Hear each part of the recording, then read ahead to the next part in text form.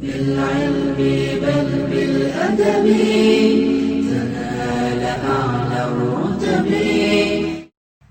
Tanggal 1 Syawal sering disebut juga dengan Idul Fitr. Betul, memang Idul Fitr. Mohon penjelasan dari Ustaz, apa sebenarnya makna dari Idul Fitr?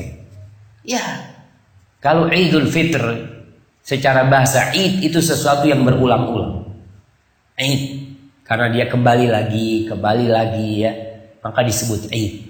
Rasul SAW mengatakan, la taj'alu qabri idan, jangan jadikan kuburanku ini jadi Id, yang terus kalian akhirnya menjadikan itu tempat yang seperti lebaran terus ke sana orang itu. Rasul SAW melarang hal itu.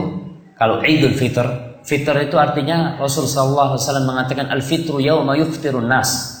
Al-fitr yang disebut fitr itu adalah hari ketika orang-orang berbuka. Jadi kalau dikatakan Idul Fitr adalah kembali berbuka, bukan kembali kepada fitrah. Ya wallahu alam ya, saya sampai saat ini kok belum nemu gitu ya penjelasan para ulama. Ya mudah-mudahan nanti kalau ada yang mendapatkan bisa menjelaskan kepada saya. Cuma kadang-kala itu orang mengatakan, Ustaz, kalau Idul Fitri itu artinya kembali berbuka, apa keistimewaannya? Tapi kalau kembali fitri kan keren itu, Ustaz. Kembali kepada kesucian gitu kan. Malah kebalikannya. Kalau Idul Fitr itu lebih keren daripada yang artinya kembali berbuka daripada kembali suci. Disitulah keistimewaan seorang mukmin. Ketika lebaran, kenapa kau makan?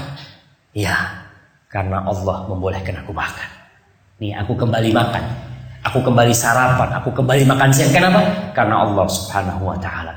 Di situ ada penghambaan yang begitu nyata dari hamba kepada Allah Subhanahu. Wallahu a'lam, itu yang ana tahu.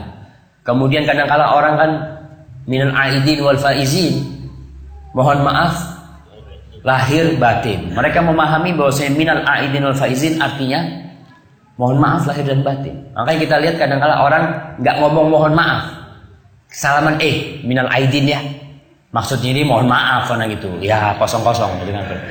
Padahal minal aidin itu doa yang artinya semoga Allah menjadikan engkau orang-orang yang kembali kepada Allah, aid, kembali kepada Allah, wal faizin, dan orang-orang yang sukses, orang-orang yang berhasil yang diterima amalannya. Taqabbalallahu minna wa minkum. Jadi bukan mohon maaf lahir dan batin, itu termasuk kesalahan mungkin yang sudah menjadi lumrah di tempat kita. Jadi kalau mau mohon maaf jangan nunggu lebaran.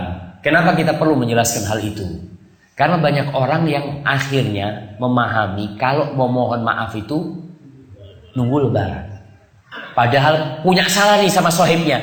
Tiap hari ketemu, sholat tarawih tiap hari kumpul. Tahu dia punya sohib, nanti anak lebaran mau minta maaf sama. Padahal tiap hari kumpul. Karena dia tahu tuh nanti tuh waktunya mohon maaf ya. Maka itu yang mungkin perlu diluruskan. Wallahu a'lam. Itu yang ana tahu. Tapi kalau mungkin ada yang tahu dari itu ya, wallahu a'lam.